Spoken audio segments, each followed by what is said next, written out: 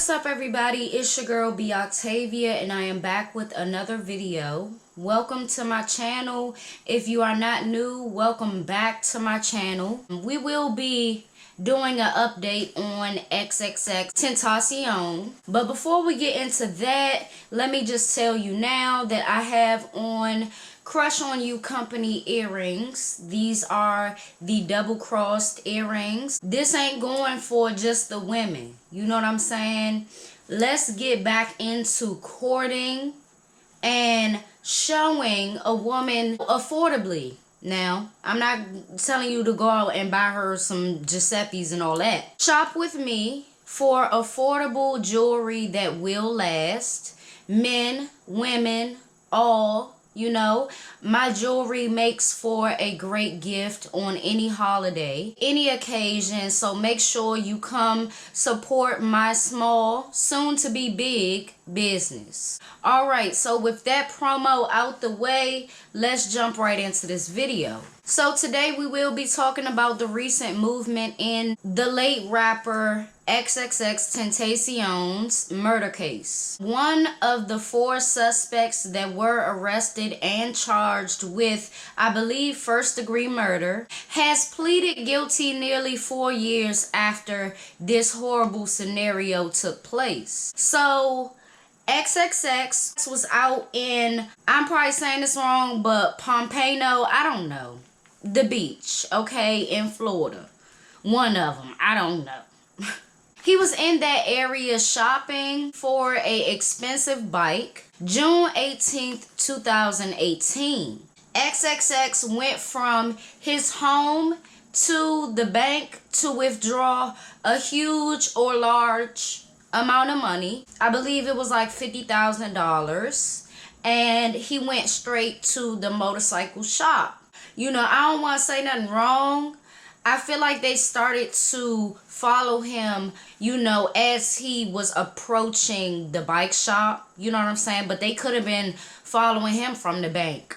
They actually went into, or a few of them went into the bike shop as XXX was looking around, and to me they was scoping out their victim. You know what I'm saying? They was doing their surveillance, seeing if he had anybody he was meeting there and things like that. That's just how I'm thinking.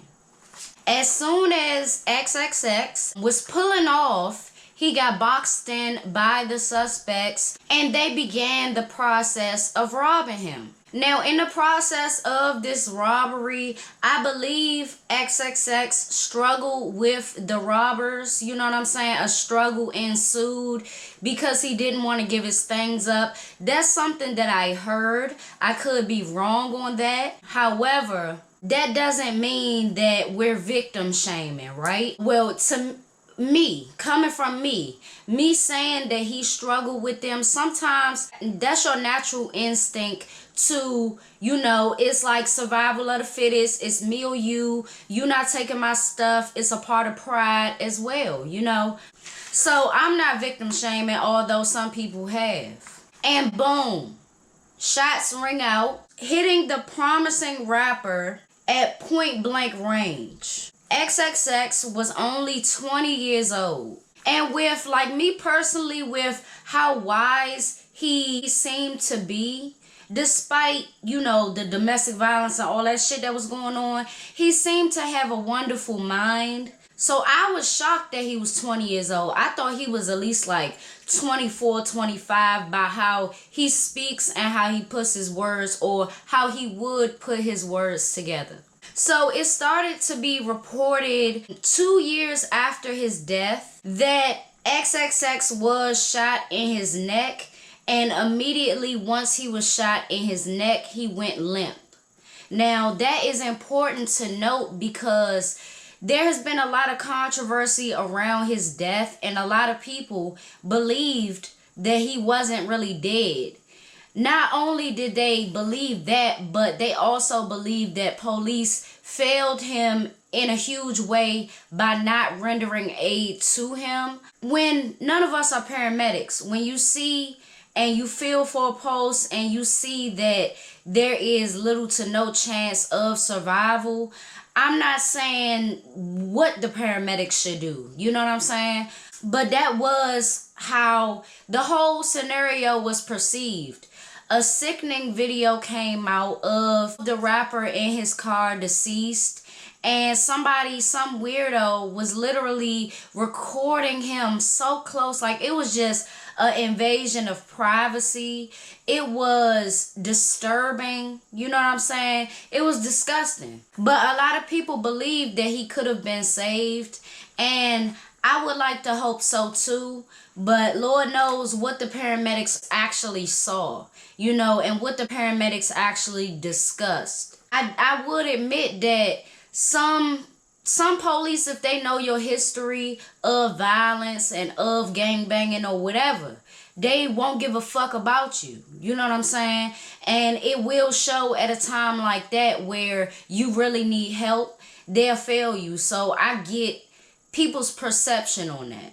I understand. So, back to this update. One of the 4 suspects has pleaded guilty to a lesser charge in exchange for testimony against his other 3 co-defendants. Instead of pleading to first-degree murder, he pleads guilty to second-degree murder and robbery with a firearm. So, this is he.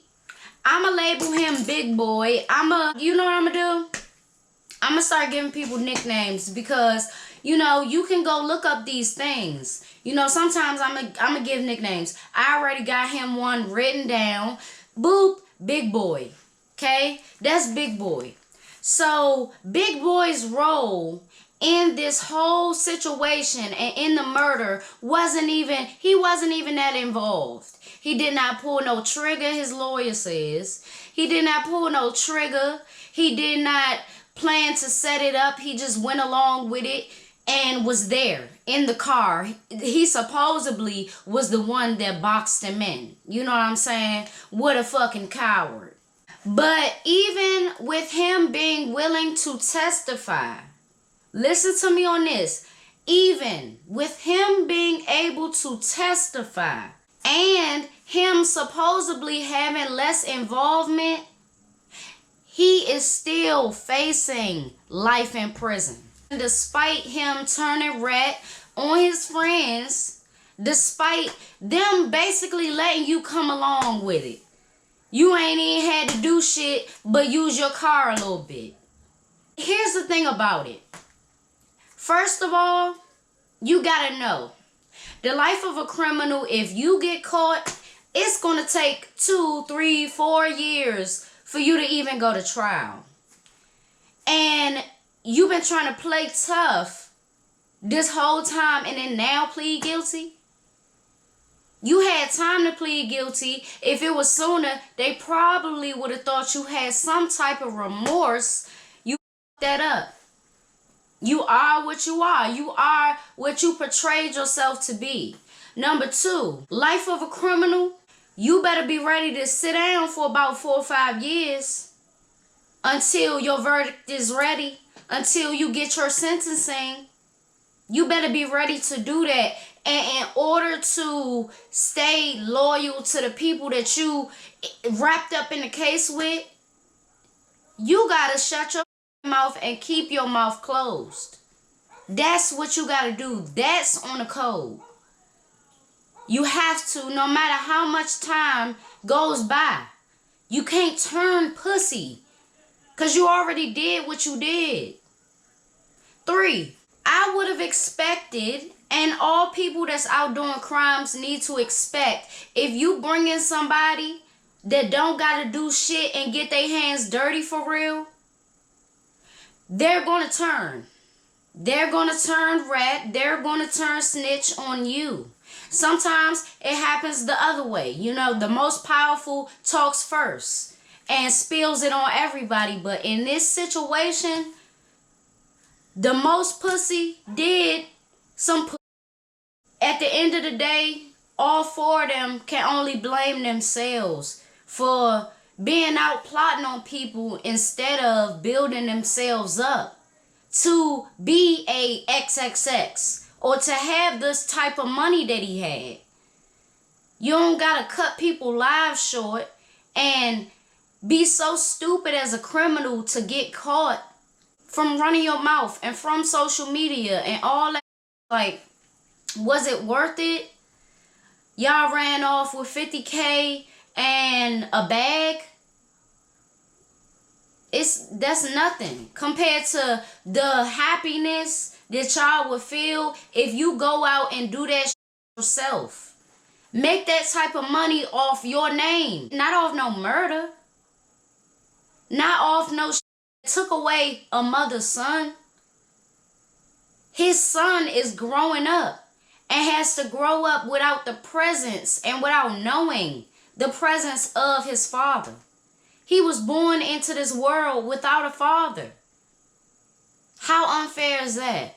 And I bet every one of them, no matter if they daddy's deceased now or not, every one of them had a daddy that they remembered, even if he was a bastard. Even if he wasn't there like that, you still saw his face.